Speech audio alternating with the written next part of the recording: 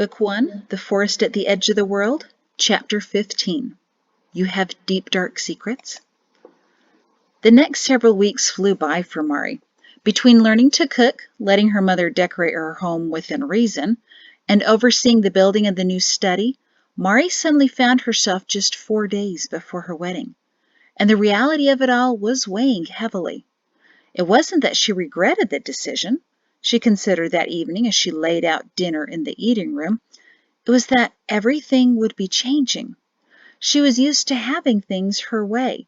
But this past week, after Perrin started moving in his things, it finally hit her that she would have to start doing things his way, too.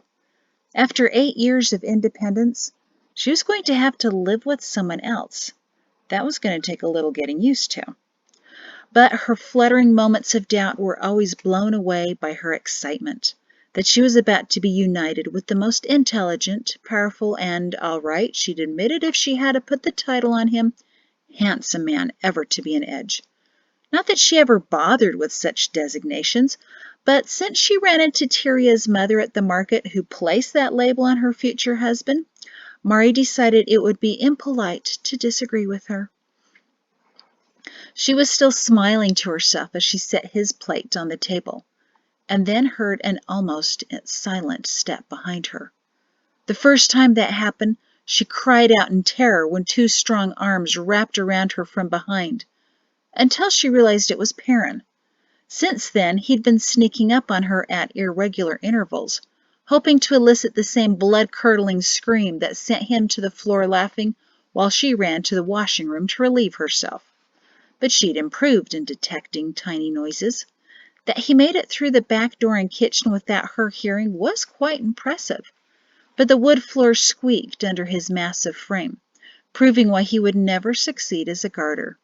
She spun around. "Nice try," she declared as she threw her arms around him. "Wow, you're getting pretty good at that." Perrin grinned as he kissed her. A minute later, he pulled away. "You have news again, don't you?" she asked worriedly. He always kissed her longer when he had an update from Grasses about the captain's injured sister. "I do," he said soberly. "Received the message this morning. They think they're finally losing her. She's growing weaker and unresponsive." Mari's eyes filled with tears. She'd never met the girl, but she felt as if it was her own little sister. She and her lieutenant should have been married 3 weeks ago, but that didn't happen. Despite the constant attention from the surgeons, her brother, and her intended, she never improved. A few weeks after the attack, it was obvious the greatest damage was done to her brain, and she'd never be the same again. Still, the fort at Grasses had hoped, and Perrin and Mari had written frequent notes of encouragement. But the captain's sister never showed more than the occasional flicker of recognition. All of them suspected this might be the end, but to hear it from Perrin sucked away the last hope. "Oh, Perrin, I'll send another letter." "I already sent a message," he said quietly. "The captain and his lieutenant send us their best regards about our marriage." His voice grew gruff as he held her closer. "I hardly knew how to respond to that beyond, 'Thank you, and we'll be remembering you.' So unfair. They may be attending a burial while we're celebrating our wedding." Mari brushed away a tear. "It's awful. Any more news about the sightings in Moorland?" "More than just sightings," he grumbled. "They made off with over 50 cattle." "Cattle can be tracked." "Right into the forest," he said bitterly, "where no one can go." "Why not?" she whispered traitorously.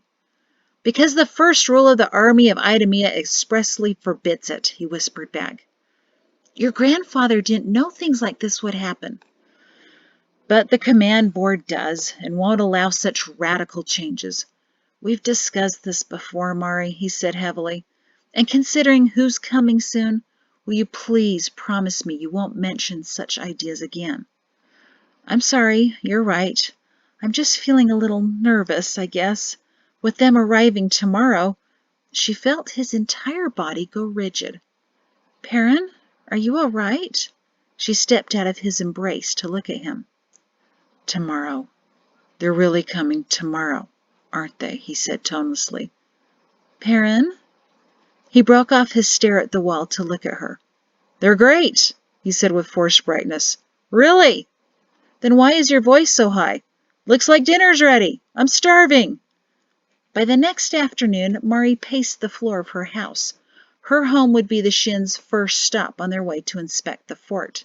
She checked the windows frequently, looking for Perrin to arrive and calm her nerves, anxious about impressing her future in-laws. Her back door flew open and Perrin strode into the kitchen. "I just received a report that they've been sighted. They will be here momentarily," he informed her. His official tone and dress uniform took Mari's breath, but not in a good way. He saw her dread and tried to smile. "Really, they're great." "You keep saying that," Mari whimpered. "Why?" But she wished she could have taken that back when she saw how tension had taken over his entire body. If his black hair could stand at attention, it would have. He clapped his hands suddenly, smiled, and said, "I know what we need, a distraction." With a spark in his eye, he tossed his cap on the table, walked up to her, and caught her in an eager kiss. He was right. It was exactly what they needed. But then he abruptly pulled away. Normally that works, but now I feel tense and a bit guilty. Maybe it's because I know my mother is coming.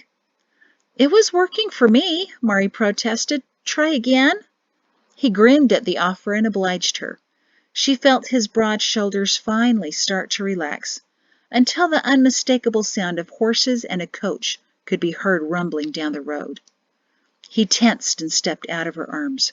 "They're here," he announced the obvious, as he brushed down his dark blue dress jacket with extra patches and medals, as if trying to wipe away his deeds of the last few minutes.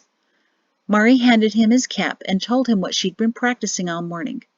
"You look perfect, Captain. The fort is an amazing piece of craftsmanship. Your men are obedient and disciplined. Everyone in Edge adores you, especially since you're mine intended. They will be impressed." He put his cap on and smiled as they heard the coach rattle and clank to a stop in front of the house. "And they'll be impressed with the power you have over me." He winked at her and stepped confidently to the door and out into the front garden. Mari followed, but stopped in the shadow of the doorway.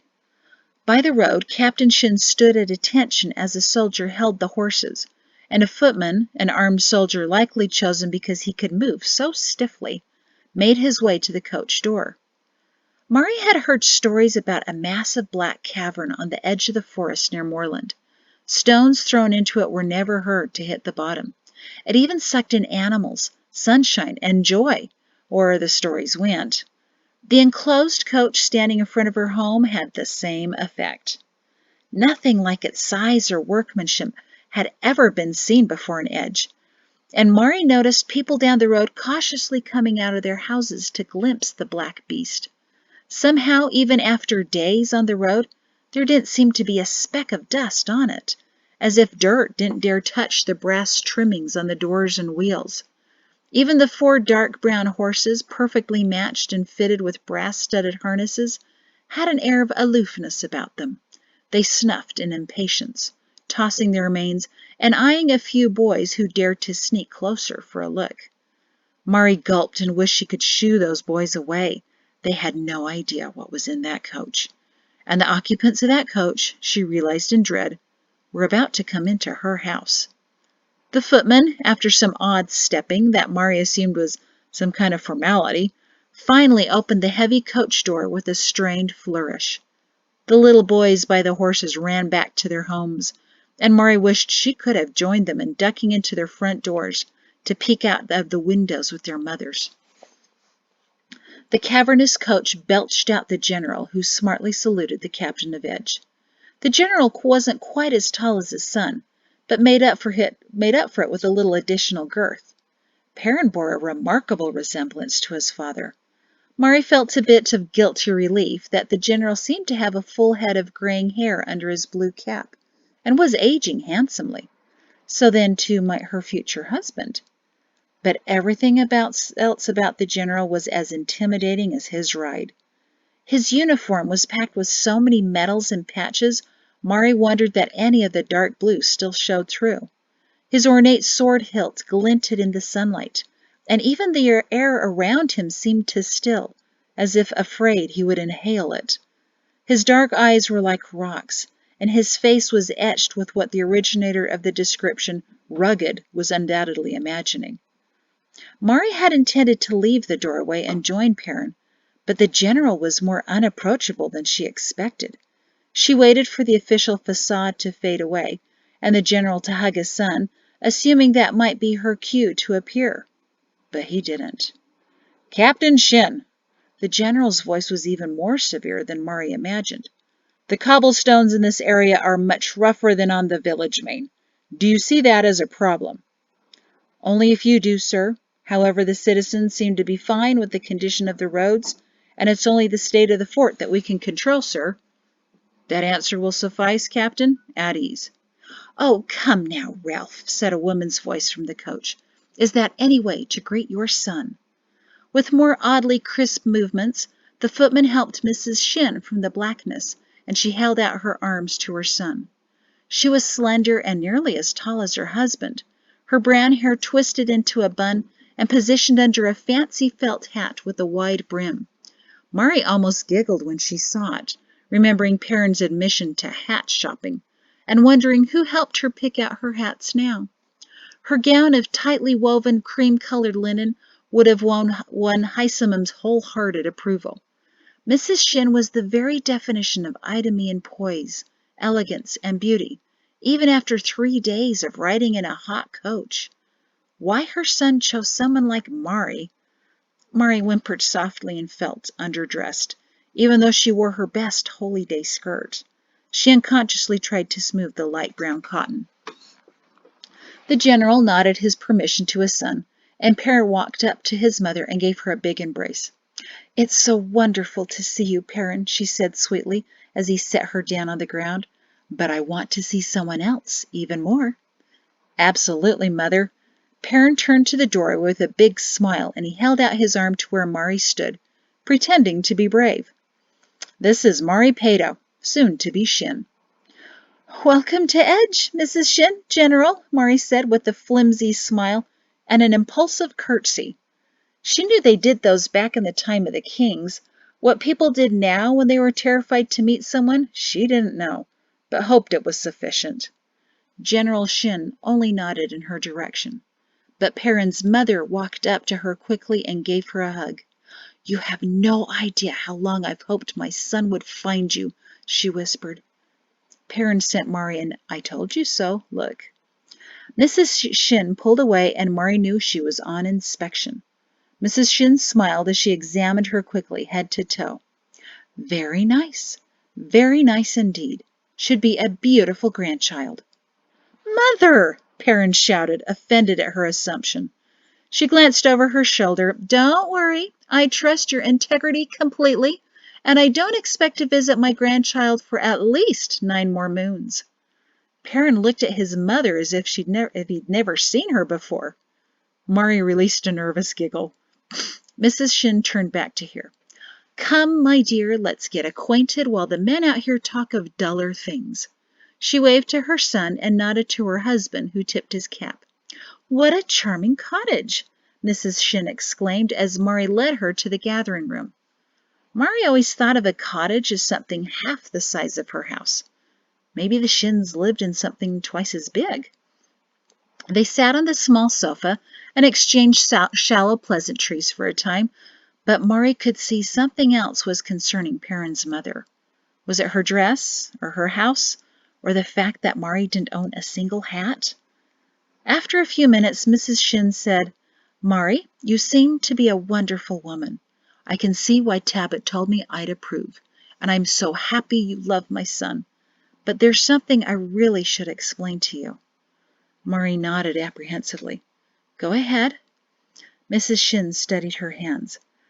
"Being married to a man in this army will not be easy. As much as he may adore you," she looked into Mari's eyes, "you will always come second. His duty is to his government and our civilization. Those come first. They're simply more important than you," she said sadly. "I'm sorry to put it in such a blunt manner, but you should be prepared so that in case you—" Mari knew what she hesitated to say. "In case I want to change my mind?" Mrs. Shin nodded uneasily. Mari sighed and now looked down at her hands. I've heard that before, Mrs. Shin, from your Aunt Tabit shortly after our engagement. It was on her mind, too. He's told me before that he's here first to defend Edge. I come second. I don't like that, but I understand it. No, my dear, you don't, she said sorrowfully. The first time he's taken from you in the night, and you hear nothing from him, you'll realize you weren't ready for that. Even though she couldn't imagine changing her mind about marrying Perrin now, Mari wished she had more time to think about it. But she knew how she felt, and didn't all married couples have troubles now and then? Mrs. Shin, I appreciate that you want me to be warned, and I'll accept any advice you can offer me on how to be married to an officer named Shin. Mrs. Shin smiled and squeezed her hand. I think you should consider this. Really consider, at least for the night. Mari, please understand. The man you marry this week may change dramatically. The first time he has to take a life, you will feel some of his own life leave him. It's nature's way. It's the Creator's way. Even if it's necessary, a good man will feel it. It's the evil men who feel nothing. Of course, that's why he was here, what he'd been training for, conflict, but somehow Mari never imagined it would be her husband directly in it. She just thought he looked striking in his uniform, riding a horse and brandishing his sword, that he would actually use that sword on another person, or bloody that uniform. She shuddered inside. She had known it the entire time, but being caught up in the excitement to planning a wedding made it easy to ignore the important factors that she convinced herself were inconsequential. Still, she couldn't imagine any other future. You can still change your mind, Mrs. Shin said gently. As much as I want him to be married, I don't want either of you to regret that marriage. After a silent moment, Mari said, Mrs. Shin, I can't imagine ever wanting to be with anyone else. And I've imagined a lot over the years. If it's not him, then it's no one. I prefer him to nothing. Mrs. Shin sighed and patted her arm. That's a good answer, but I still want you to give it until tomorrow. I'll call on you in the morning and we can talk some more. Until then, some men outside think we're discussing only trivial wedding details, so we best not disappoint them. After 5 minutes of wedding talk, primarily Mari explaining with some embarrassment how Heisemum was embellishing the light blue dress she made for the wedding with darker blue and gold highlights that she thought would match Perrin's uniform, and Mrs. Shin nodding politely as if making a wedding dress match an army dress uniform wasn't the most peculiar fashion idea she'd ever heard, Perrin knocked gently on the doorframe. Mother, the general says it's time to be moving on to the fort. Apparently you've made arrangements? Mrs. Shin clapped her hands on her knees. Yes, I have. Mari, will you please accompany me outside? Mari gave Perrin a confused look, and he returned it. Mrs. Shin led Mari outside and right up to the waiting general. She changed her mind about her first evaluation. He was tall. Relf, this is Mari, Mrs. Shin announced, your soon-to-be daughter-in-law. Since it's such a fine day, I think it most appropriate that you should walk her to the fort for the inspection. This will give me some time to spend with my son. We won't be far behind you. We'll send the coach on ahead. Perrin and Mari's eyes grew large as they stared at each other. Perrin opened his mouth to say something, but his father was faster. Miss, he offered his arm to Mari, and she took it without thinking. Shall we go, my dear? You may lead the way. But then the general stepped first anyway. Mari glanced back to see Perrin's face contort in concern. His mother took his arm and patted it gently as his future bride was led away by his father.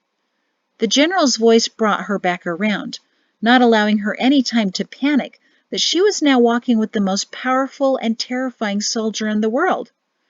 I was told in the coach ride from Idemia that I was to make my acquaintance with you today, because my wife needs to speak to her son about his marriage. Apparently there are some things she knows that a man who's been married for 30 years simply doesn't know to tell his son. His tone was formal, but Mari thought she heard just a bit of Perrin's sense of humor in it. Mari laughed gently, but stopped, and glanced at the general to see if that was appropriate. He didn't look angry or make any movements toward his sword, so she took that as a good sign. She desperately tried to think of something to say, but it was as if the shelves of her mind were marked conversation starters were filled with only cobwebs and a surprised spider who never expected to see someone there. She never imagined this scenario, hanging on the arm of the High General of Idemia, trying desperately to think of how to impress him by not sounding like an idiot. There seemed to be an unusually high amount of traffic on the main road to the fort. Word of the massive black coach must have got around.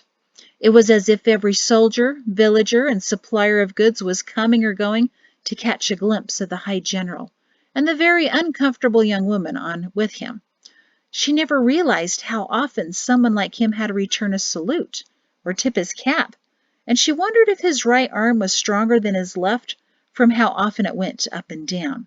She opened her mouth, hoping something suitable would find its way out, when the general spoke.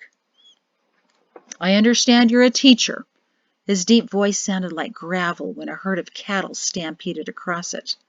He likely caused stampedes, Murray mused, by merely walking past a ranch and muttering, "Puts me in mind for steak." "Yes, sir," she answered, relieved for a topic. "I've been teaching for 7 years now, 2 different ages." "And you enjoy this work?" "Yes, very much. I find it most rewarding." "Then you're not the kind that's interested in cloth or decorating?" Mari chuckled. "No, sir. Do you think Perrin would want to marry a woman who was? All you need to do is to look at my garden to see how little I care about such things." "Yes, I'm sorry about your yard. It looks as if someone's sheep was carelessly let into it. I'm sure it usually looks lovely." The way he stumbled on that last word made it clear that it was not part of the general's regular vocabulary. "Truly, sir, it was never lovely, and it was a goat. I love books and ideas. The person in my family interested in decorating is my mother." The general nodded. "Yes, I'm aware of that. She sent me a letter recently." If words could hang suspended in the air like thick black clouds, these words did. "No," Mari whispered, louder than she intended. She glanced up at the general. He wore a barely discernible smile. "Yes, apparently Captain Shin told her that forts aren't in need of decorating, and any changes to the plans would have to be approved by me. Hence the letter." Mari closed her eyes in agony. "She sent me a sample of cloth with a new pattern called plaid that she claims is very masculine, and she believes would be appropriate for the barracks and Captain Shin's office." Mari opened her eyes. The fort was still tortuously far away. This was the longest quarter-mile she had ever walked. But there was still more. "Mrs. Pato is under the impression that the large observation windows should have the option of being covered, and pillows for troops should be attractive, is how I think she phrased it." Mari had an image of her mother trying to teach dirty and exhausted soldiers how to place their tasseled pillows so they looked gently lived in. "Oh, General, please say no more. I can't even begin to tell you how sorry I am. She stammered. "As long as I know, I needn't be concerned that you will attempt to carry on her efforts." "Never, sir, and I will do my best to keep my mother in check." The general actually smiled, barely. "Miss Murray, I don't know that we can ever keep our parents in check, nor our children." Sensing now that they shared a tiny bit of common ground, she confessed, "My mother actually wanted you and Mrs. Shin to stay with her during your visit. She has a nice home, just a little crowded." And Mari couldn't, in any situation, imagine the High General of Idemia agreeing to sleep under a blanket painted with daisies, that coordinated with the daisy rug, daisy curtains, and daisy pillows. "I told her you'll be staying at the guest quarters at the fort, but she's insisting on having you over for dinner one evening. She's a most creative cook, but if that doesn't fit into your schedule—" Mari held her breath, waiting for the answer. "We dine with her tomorrow. That was in the last letter she sent." "Oh, sir," Mari murmured wretchedly, "how many letters has she sent you?" "I think 11. I may have lost count. Mari checked the distance to the fort again. If she made it there alive without dying from absolute humiliation, she could handle just about anything. I suppose I should tell you, the general continued quietly, that I was rather startled when my son wrote that he wanted to marry. I didn't think there was someone that could ever be considered his equal, especially not someone raised in Edge. Mari squinted, trying to figure out if she'd just been complimented or insulted. It felt like both.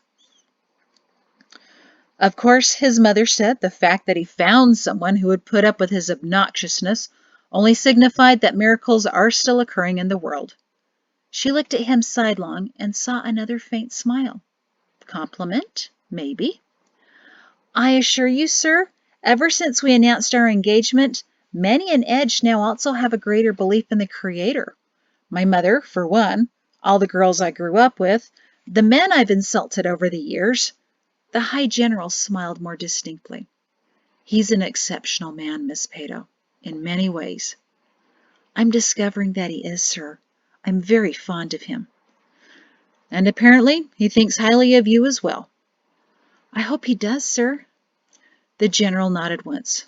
Well, then, I suppose that's that, then. Mari wondered what that was all the rest of the way to the fort. Captain Shin stood at attention with the rest of his soldiers, facing High General Shin. Their backs were to the forest, the tall timbers of the fort providing an impenetrable shield.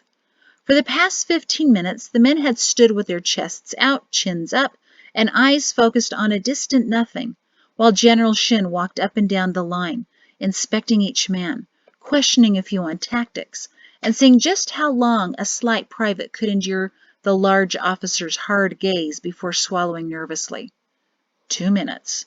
Very commendable. But know that garters will stare at you for far longer than that, the High General shouted at his soldiers. But you are the might and the strength of the army of Idumea. He stepped away from the line and turned to face the northeast gates, thrown wide open to reveal the forest behind. Perrin smiled inwardly. He knew what was coming next, and he was going to enjoy watching the outcome. In a voice louder than any man should possess, High General Shin bellowed to the forest as he paced slowly before the assembled men. Garter spies, I know you're out there. I know you've watched this fort rise from the ground at a remarkable speed and with meticulous care. I know you've watched these exemplary soldiers march into it and now realize that the army of Idumea is a fearsome and powerful force, not to be lightly reckoned with. We have no quarrel with you. Our ancestors are dead and gone, as are yours. We have no desire to raid your lands as you raid ours. We have no desire to steal away your people as you have stolen ours. We have no desire to fill your women and children with terror as you fill ours.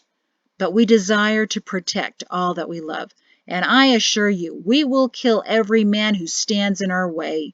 We stand here ready, strong, trained, armed, organized, not to attack, but to defend.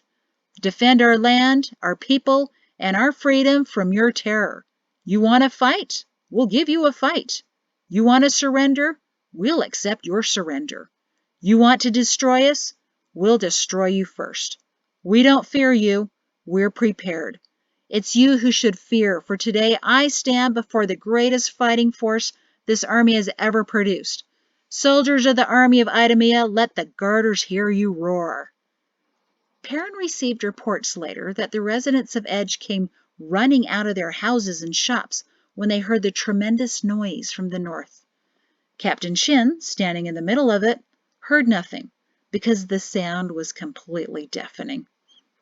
He winked at his father as the soldiers cheered and chanted and taunted any garters that might be within earshot. The general's speech wasn't for them, though. It was for the soldiers of Edge. Relf Shin winked back at his son. Inspection passed. In the forest, about 30 paces in, but in view of the open northern gates, 2 men dressed in mottled green and brown clothing sat in the middle of a stand of scrubby oaks. Nice speech, one of them said once the yelling finally subsided. I've heard it before, at Grasses.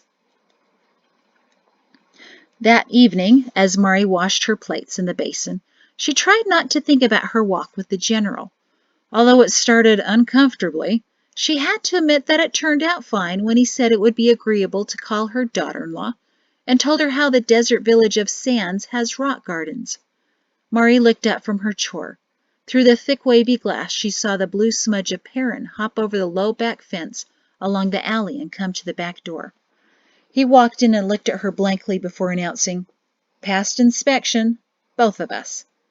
So that's what the shouting meant? I was starting to run for the long knife and the table. He grinned, took her arm, and led her to the eating room where they both sat down. "And now," he said, "I want to know what my father said to you. I had no idea that was coming. I don't think he ever spent time alone with any other woman besides his mother and his wife. He looked more uncomfortable than you did. But whatever you said made a good impression on him. He approves of you wholeheartedly. So what did you talk about?" "About my not making window coverings for the fort," she related soberly.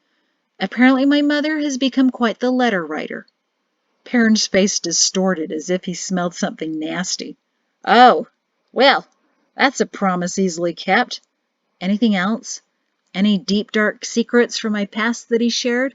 He smiled in anticipation. Mari's eyebrows rose. "You have deep, dark secrets?" "I think I may get more information from your mother. But no, nothing very interesting transpired between us. Just civil conversation." Perrin looked disappointed. "But what about you and your mother?" she asked. He took her hands in his and seemed to consider if he should tell her. "My mother told me how to be a good husband," he finally said. "She talked to me about that as well. About what it's like to be married to an officer," she hinted. Perrin nodded to affirm the same conversation. "Have you thought about what she said?" His face showed even more concern than before his parents arrived. She glanced down at the table. When no answers could be seen in the grain of the wood, she looked up at him. "Really, Perrin, how bad could it ever be?" He attempted a smile. "My parents have lasted this long and not killed each other." She returned the smile. "Yet." He sat up and put on a mock serious face. "I've got it. I promise you, Mari Pato, soon to be Shin, I will never kill you. How's that?" She sat up straight and mimicked his look.